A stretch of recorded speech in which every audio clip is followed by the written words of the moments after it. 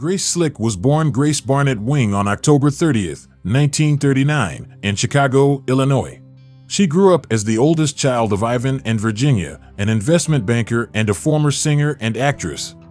As a child, Slick idolized such performers as actress Betty Grable. Around the age of 3, Slick moved to Los Angeles, California, with her family for her father's work. They relocated to the San Francisco area a few years later. While there, the family grew to include her younger brother, Chris, born in 1949. In school, Slick enjoyed her art and English classes, but she stood out more for her personality than her academic accomplishments. As a teenager, Slick became known for her sarcastic sense of humor. After high school, Slick went to Finch College in New York for a year before transferring to the University of Miami in Florida. All the while, Slick focused most of her energy on having a good time instead of studying. She soon decided to abandon college and return to San Francisco after a friend sent her an article about the burgeoning hippie scene there.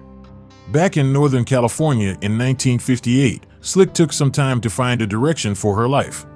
She auditioned to be a singer but was met with little success. In 1961, she married Jerry Slick, a childhood friend and aspiring filmmaker. After a short stint in San Diego, the couple moved back to San Francisco.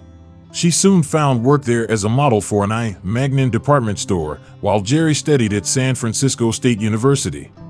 Slick also started writing music, contributing a song to the soundtrack of a short film created by Jerry. In 1965, Slick found more musical inspiration after watching the band Jefferson Airplane at a San Francisco nightclub. She soon started her own group, calling it the Great Society. With their name, they poked fun at the Great Society, a term used by President Lyndon B. Johnson to describe his programs for social reform. The band consisted of Jerry on drums, Grace's brother-in-law Darby on guitar, David Miner on guitar and vocals, Peter Van Gelder on saxophone, and Bard DuPont on bass. They found inspiration for their lyrics from the social and political turmoil bubbling over in the United States at the time. Slick and her band became part of the San Francisco rock scene, and she befriended members of Jefferson Airplane and the Grateful Dead. After a performance in San Francisco in the summer of 1965, singer Signa Tully was asked to join the still-forming Jefferson Airplane by founder Marty Balin, according to Rolling Stone. Tully provided lead vocals on Jefferson's Airplane's debut album in 1966. By the end of that year, she was out of the band. The other members had their eye on a replacement, Sherry Snow of the San Francisco duo Blackburn and Snow. However, she wasn't interested, so Slick got the job. By this time, the group had a recording contract and had already released their first album, Jefferson Airplane Takes Off. For the group's second album, Surrealistic Pillow, 1967, Slick joined as its vocalist. She revisited 2 songs she had done with the Great Society with her new group. Slick recorded a new version of the ballad she penned, White Rabbit, which proved to be one of Jefferson Airplane's biggest hits.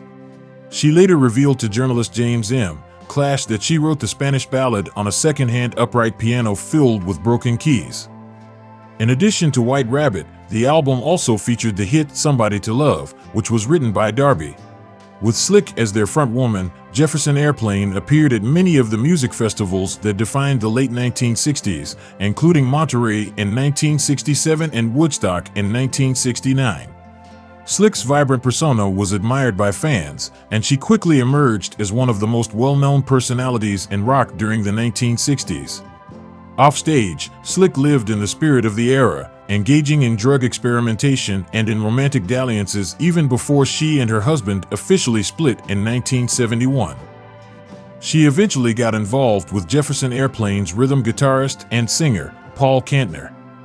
The couple welcomed a child, daughter China, in December 1971.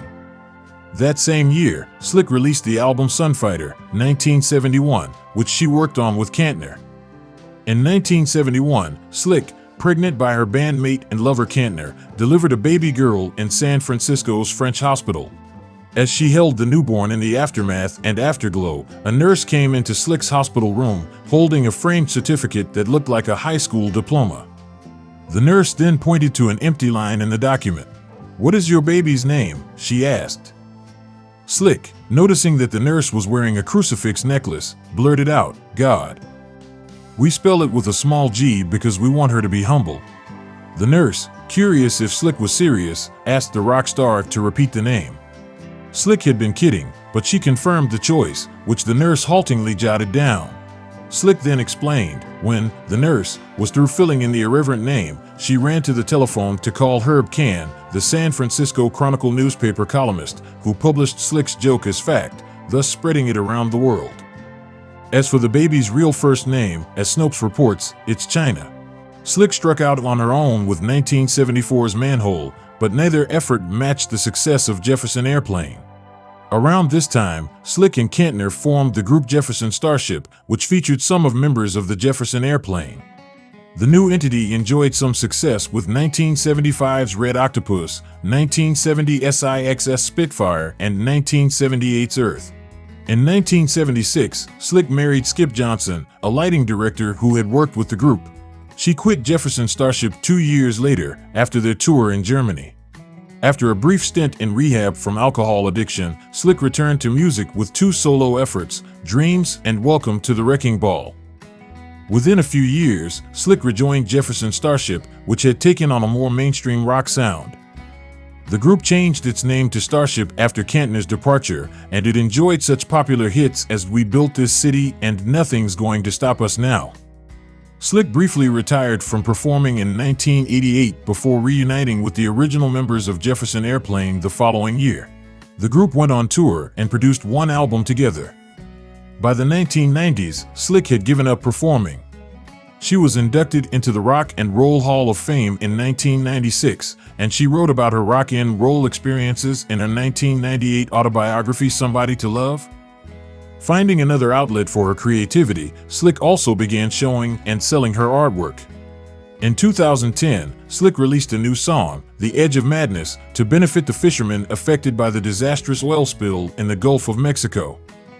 The charity single was co-written by Slick and Michelle Mangione and includes performances by more than 20 musicians and singers. Divorced from Skip Johnson in 1994, Slick now lives in Malibu, California. In 2010, Slick co-wrote Edge of Madness with singer Michelle Mangione to raise money for remediation efforts following the BP oil spill. Grace also sang background vocals on the song and is clearly audible in the middle of the song singing on The Edge of Madness. In recent years, Slick has made sporadic appearances and has done radio interviews.